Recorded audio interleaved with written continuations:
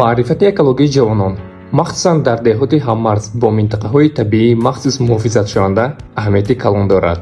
онҳо огоҳии худро дар бораи арзиши гуногунии биологӣ ва аҳамияти ҳифз ва ҳифзи экосистемаҳо баланд мебардоранд.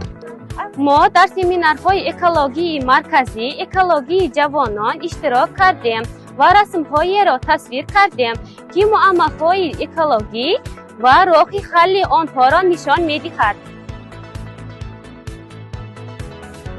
тренингҳо ва чорабиниҳое ки барои омӯзиши экологӣ маркази экологии ҷавонон мегузаронад ба мо барои корҳои тарбиявӣ ва таълимӣ ёрӣ мерасонад.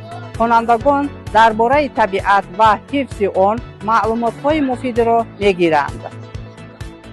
тренингҳо ва чорабиниҳои экологӣ гузаронидашуда ба ҷавонон на танҳо дониш мебахшад, балки барои ташаккули муносибати ғамхорӣ ба муҳити зист ва тарбияи ҳисси масъулият барои ҳифзи мамнунгоҳи бешаи палангон мусоидат мекунад.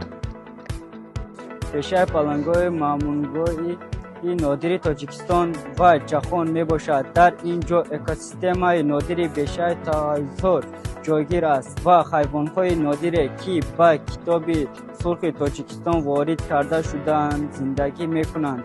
бояд мо ҳамамон барои нигоҳ доштани экосистема ва биологии гуногун ёрӣ расонем. осорхонаи мо соли 2006 ташкил шудааст бо мақсади баланд бардоштани маърифати экологии аҳолии гирду атрофи мамнунгоҳи бешаи палангон.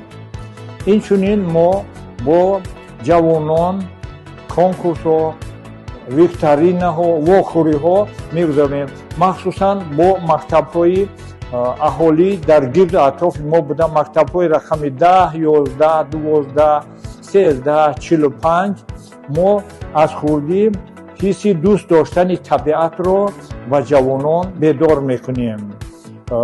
имрӯз манам ташкилоти маркази экологии ҷавонон як чорабиние ташкил кардааст ки мо хеле хурсандем ки дар ин чорабинӣ иштирок дорем ва ғолибони ин чорабинӣ ки мана расму суратҳои зиёдеро пешниҳод кардаам муайян карда мешавад.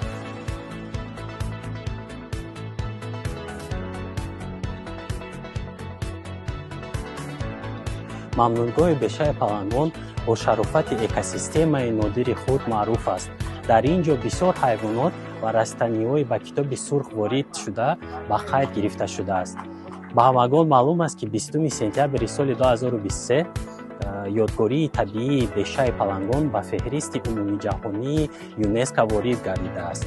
бо шарофати чунин ташкилотҳо ба монанди маркази экологии ҷавонон дар байни аҳолии маҳаллӣ ва ҷавонон маълумотҳо оиди мавқеи мамнунгоҳи бешаи палангон ва муҳимияти таълимоти экологӣ